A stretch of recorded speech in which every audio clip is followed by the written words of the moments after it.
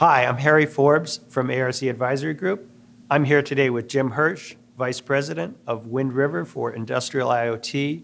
Jim, it's nice to see you here. Welcome to the forum. Thanks, Harry. It's great to be here. This is your first time at the forum, Jim, as Wind River. Can you tell me what brought you here and what you're showing us?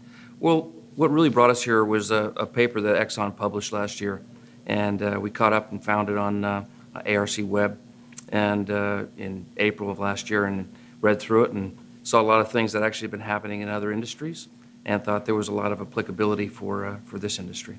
So we thought we'd come and attend this year as well. Okay.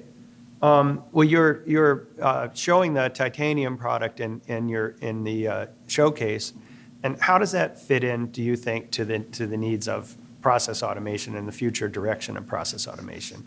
Gotcha. So titanium is actually a near real-time, highly available virtualization engine. And going back to what we read about Exxon's vision of the future and where they'd like to see the industry go, we thought it was a perfect fit for this industry as well as for the show to demonstrate this technology already exists today.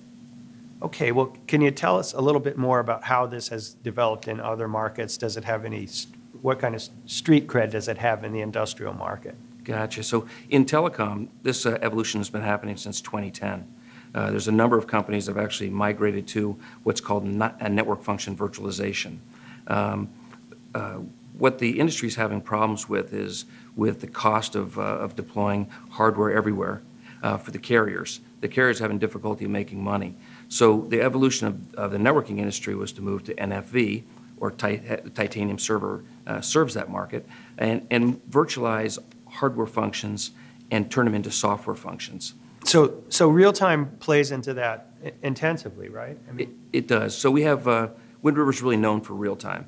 Our VxWorks is the industry standard in a number of different industries. It's a real-time hardened OS.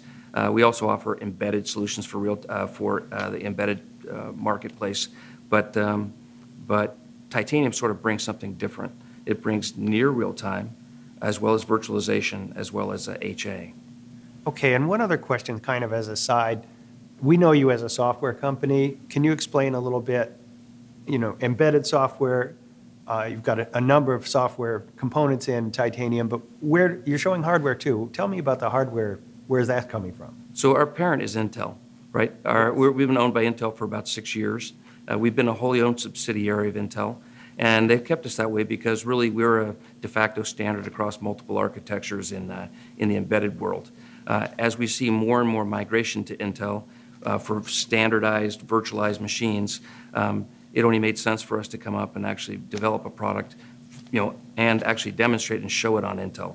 So that's where our hardware heritage is right now. Okay.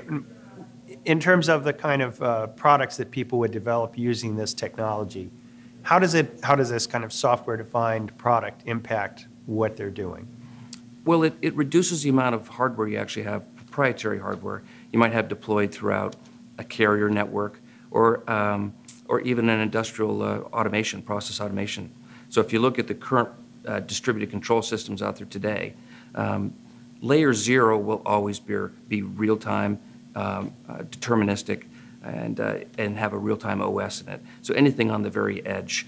However, levels 1 through 3 can now be virtualized, and what used to be hardware-software solutions can now run in a virtualized environment on standard Intel hardware that's future-proof because the solution can basically take new architectures as they become available, but you can essentially reduce the complexity of the systems and turn these hardware-software solutions into software-only solutions.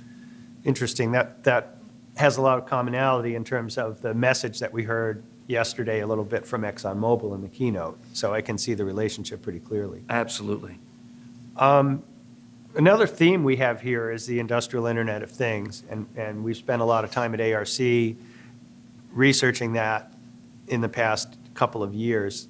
Can you tell me how this new architecture for automation or process automation might play with the industrial Internet of Things? What's the relationship? Is there one? There is. Over the past 4 years, we've been developing Internet of Things solutions. We actually had many conversations around M2M and IoT at our board of directors meetings with all of our principal customers, and really figured a way to best attack that marketplace. But from the industrial Internet of Things, you're going to need to connect to sensors, to devices, and up through the cloud. And essentially, this solution will actually enable you to do data analytics on the edge or closer to the edge versus all in the cloud. And it's a holistic software solution. We call our overall solution portfolio Helix, and each of the subcomponents are Helix device, cloud, et cetera. Okay.